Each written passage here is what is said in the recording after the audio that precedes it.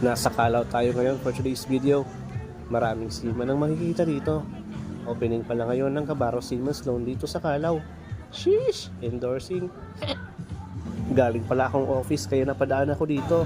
Nakita ko si Cap Amaw.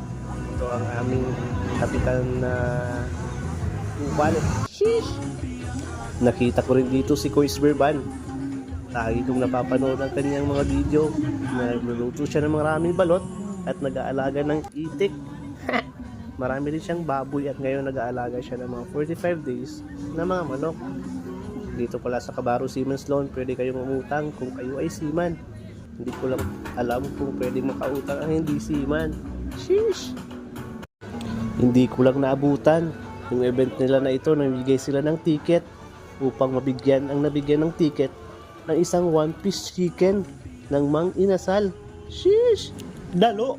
Tapos may parapol pa silang iPhone 17. Nahuli lang ako. Sheesh!